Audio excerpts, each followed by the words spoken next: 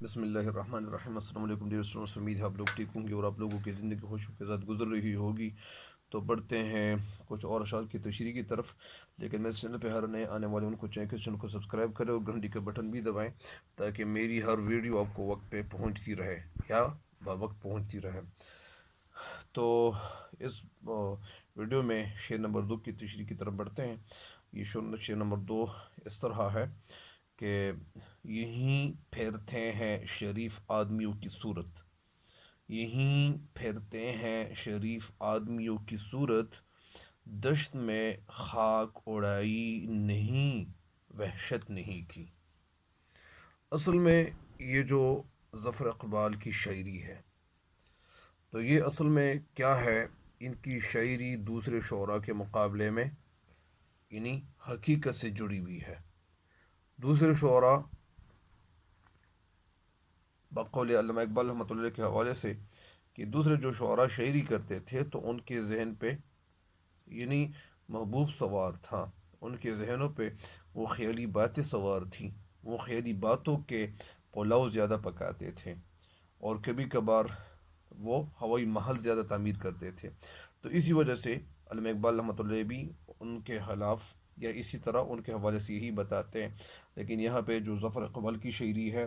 تو یہ بھی حقیقت سے جڑی ہوئی شاعری ہے، اور یہ کہنا کیا چاہتے ہیں، یہی پھیرتے ہیں شریف آدمی کی صورت،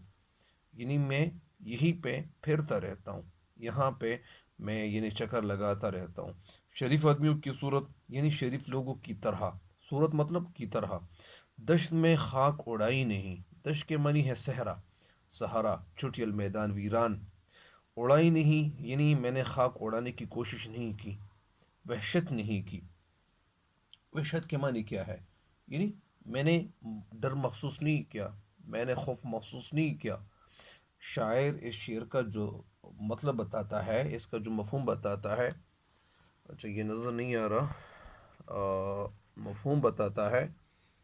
شاعر اس شعر کا مفہوم یہ بتاتا ہے کہ شعر کا یعنی شعر نمبر 2 کا، اس شعر کا مفہوم شاعر یہ بتاتا ہے کہ میں شریف آدمیوں کی طرح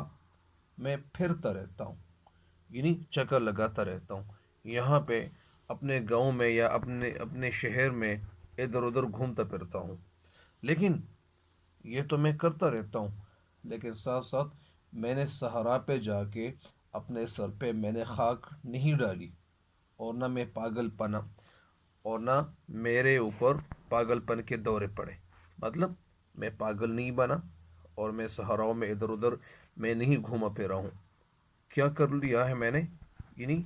میں حقیقی بات بتا رہا ہوں کہ میں نے ایسا کچھ نہیں کیا ہے۔ تو شاعر اس شعر کی تشریح میں ڈیٹیل میں بتانا یہ چاہتے ہیں کہ زیادہ تر جو شعراء شاعری کرتے تھے تو وہ فرضی محبوب بناتے تھے، اور فرضی محبوب بنا کر وہ ہوائی قلعے تعمیر کرتے تھے، کبھی کیا کہتے تھے کبھی کیا کہتے تھے۔ لیکن یہاں پہ جو شاعر ہے، جو ظفر اقبال ہے، تو یہ دوسرے شعراء کے مقابلے میں بالکل مختلف شاعری کرتے ہیں۔ اور کیا شاعری کرتے ہیں،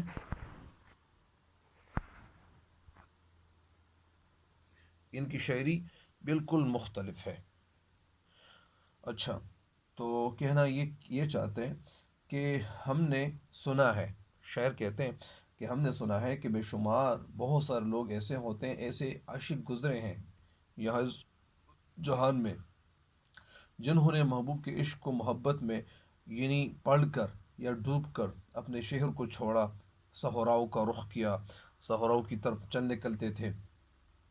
اور کبھی ان پر پاگل پن کے دورے پڑتے تھے، کبھی دیوانگی کا دورہ پڑتا تھا۔ جبکہ ہماری جو حالت ہے وہ ان عاشقوں کے مقابلے میں بالکل مختلف ہے، یعنی وہ لوگ تو ایسا کرتے تھے لیکن میں ایسا نہیں کرتا ہوں۔ ہم تو شریف اور سیدھے سادے انسان ہیں، یعنی میں تو ایک شریف انسان ہوں، میں سیدھا سادہ انسان ہوں، میں ان کی طرح پاگل پن کا دورہ مجھ پہ نہیں پڑا ہے، میں ان کی طرح پاگل پن کا شکار نہیں ہوا ہوں۔ یہی اس شہر میں یا اسی جگہ پہ میں اپنے شہر میں بڑے آرام و سکون کے ساتھ میں زندگی گزار رہا ہوں۔ میں بڑے بڑے آرام و سکون کے ساتھ زندگی گزار رہا ہوں،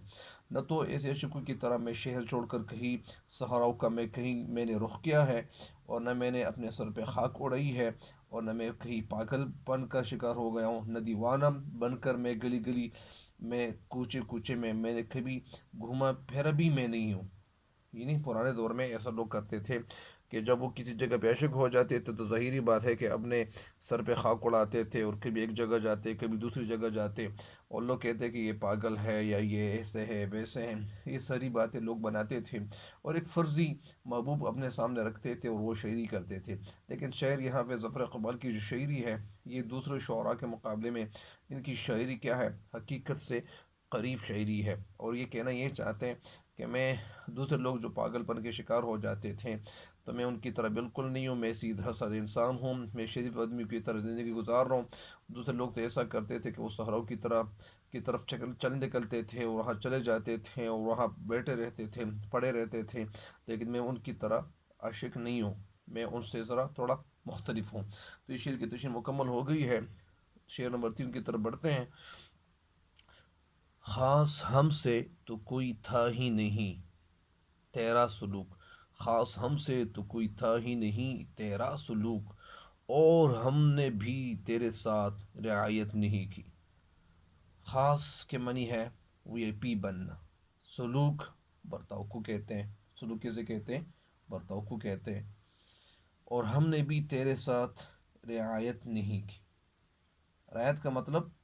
یعنی ہم نے تیرا لحاظ نہیں رکھا۔ اس شعر کا جو شعر مفہوم بتاتے ہیں، جو نثر بتاتے ہیں، وہ یہ ہے کہ اے میرے محبوب، میرے ساتھ تیرا کوئی خاص قسم کا سلوک نہیں تھا، میرے میرے ساتھ تیرا کوئی خاص قسم کا کوئی وہی پی بننا، کوئی اسپیشل بندے آپ نہیں بنے تھے، یعنی میرے ساتھ تیرا کوئی خاص قسم کا سلوک نہیں تھا، اس طرح ہم نے بھی تیرے ساتھ کوئی اچھا سلوک نہیں رکھا۔ یعنی اگر تو میرے ساتھ اچھا برتاؤ کرتے، اچھا رویہ رکھتے، تو ظاہری بات ہے کہ میں بھی کچھ نہ کچھ تیرے ساتھ اچھا رویہ رکھتا۔ اسی وجہ سے شاعر کہتے ہیں کہ نہ میں نے تیرے ساتھ کوئی رعایت کی، کنسیشن کیا، اور نہ آپ کی طرف سے کوئی تو کنسیشن میرے ساتھ ہوا۔ شعر میں ہمیں کہنا یہ چاہتے ہیں، ہمیں بتانا یہ چاہتے ہیں، یعنی دوسرے جو غزل گو شعراء ہوتے تھے محبوب سے یہ کہتے ہیں کہ پہلے تو مجھ پر مہربان تھا، ہماری ملاقاتیں ہوا کرتی تھیں، ہم ایک دوسرے کے ساتھ ملاقات کرتے تھے، ملتے جلتے تھے، اور ایک فرضی محبوب وہ بناتے تھے، اور کبھی کہتے کہ ان کے ستم سے، ان کی بے وفائی سے میں تنگ آ گیا تھا، اور میں یہ ہوا تھا، میں وہ ہوا تھا۔ لیکن شعر یہاں پہ کچھ اور قسم کے یعنی جذبے کا کیا کرتے ہیں، لحاظ رکھتے ہوئے کہتے ہیں کہ میرے محبوب حقیقت تو یہ ہے، شعر کی تشریح میں کہنا یہ چاہتے ہیں کہ اے میرے محبوب حقیقت تو یہ ہے کہ نہ کبھی تو نے دوسروں کے مقابلے میں میرے ساتھ کوئی خاص قسم کا سلوک کیا ہے، برتاؤ کیا ہے، اور نہ کسی دوسرے معاملے میں مجھے دوسروں پر یعنی تجھے ترجیح میں نے نہیں دی ہے۔ اگر تو میرا خیال رکھتا تو ظاہری بات ہے کہ میں بھی تیرا لحاظ رکھتا، لیکن تب جب تو نے میرا لحاظ نہیں رکھا تو میں تیرا لحاظ کیوں رکھوں؟ یعنی تیرا برتاؤ، تیرا جو سلوک ہے میرے ساتھ، جو تو نے جو سلوک میرے ساتھ روا رکھا، جس طرح دوسروں کے ساتھ تو رکھ رہا ہے، وہی برتاؤ میرے ساتھ بھی تو نے کیا ہوا ہے۔ ظاہری بات ہے کہ ایک انسان ہے، یعنی جس طرح اس حوالے سے یعنی فراز احمد فراز کہتے ہیں کہ تم تکلف کو بھی اخلاص سمجھتے ہو فراز، دوست ہوتا نہیں ہر ہاتھ ملانے والا۔ یہاں پہ اس کا مقصد یہ نہیں ہے، مطلب یہ نہیں ہے، مطلب اس کا یہ ہے کہ جس طرح ایک انسان ہر انسان کے ساتھ یعنی بے تکلفی کے ساتھ ہاتھ ملاتا ہے، تو وہ دوسرا کہتے ہیں کہ یار یہ تو میرا محبوب بن گیا، وہ محبوب آپ کا نہیں بن جاتا ہے۔ اسی وجہ سے شعر کہتے ہیں کہ جس طرح آپ کسی اور کے ساتھ جو رویہ رکھ رہے ہو، جو برتاؤ کر رہے ہو، ہاتھ ملا رہے ہو یا باتیں کر رہے ہو، تو یہ باتیں میرے ساتھ بھی کر رہے ہو، یہ نہ میں آپ کے لیے اسپیشل ہوں نہ آپ میرے لیے اسپیشل ہو۔ تو شعر کا مقصد یہی ہے، مطلب یہی ہے۔ اور شعر یہ بھی کہنا چاہتے ہیں کہ